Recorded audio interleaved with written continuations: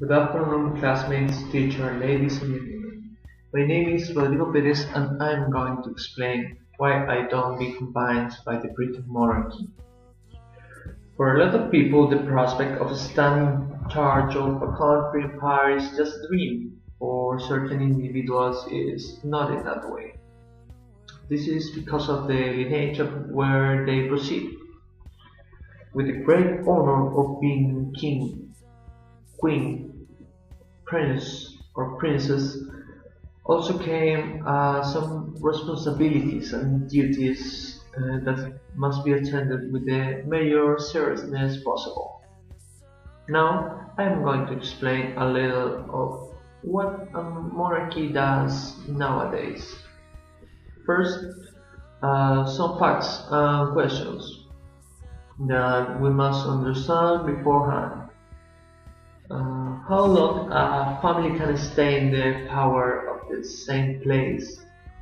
Do you think that 1140 years is a lot of time? Well, for the Windsor family, it's not. The same ideas, the same rules, the same people in charge of all the power and money of the citizens of the state. Mm, it's a little unfair. How can be this possible?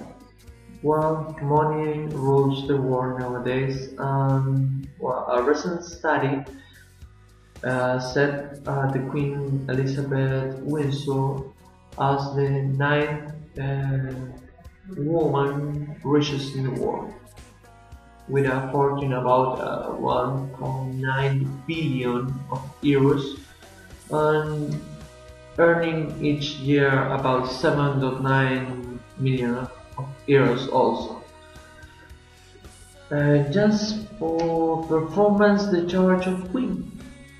Well, tell me, this is fair or not for all the citizens who have not born under the crown family? Think about it.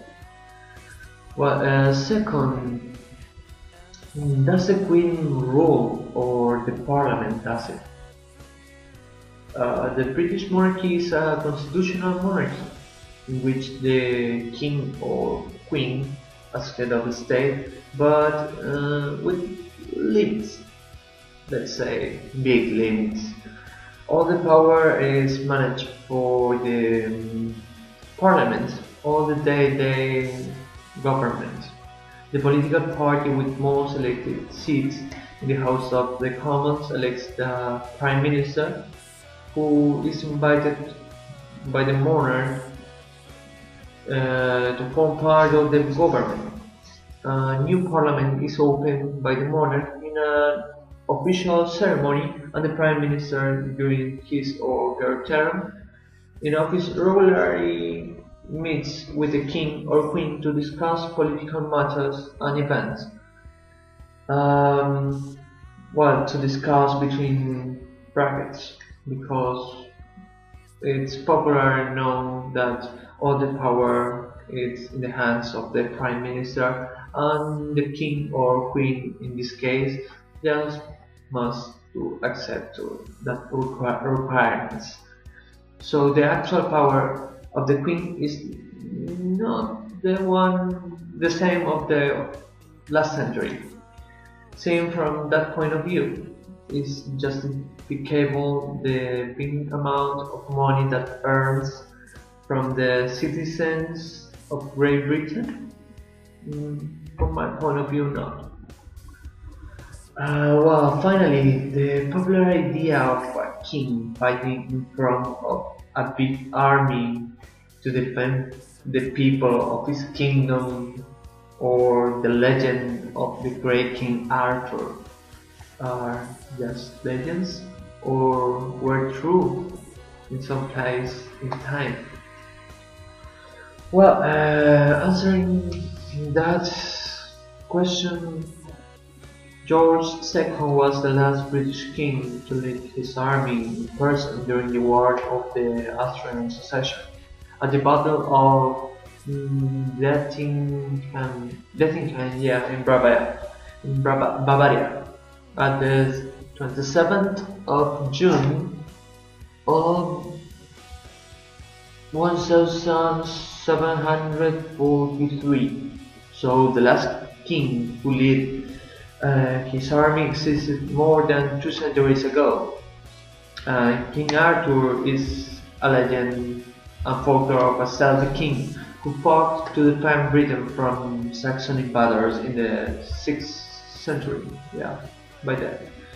There is no historical evidence that he exists. Interestingly, Henry VII sought to revive the legend, naming his eldest son Arthur. Unfortunately, Prince Arthur died in 1502, aged 15 years old, before he became king. So the idea of a king that defends his empire is just a legend nowadays or becomes part of the history. Um, the line of blood marked the destiny of some individuals in the case of the crown family, define its wealth and also its future. The mythical ideas of the kingdom are already missed in the time, and nowadays those people of real blood, from my point of view, just want the profit of the state and community because it's lineage. Thank you for hearing my words. God and the British Crown bless you.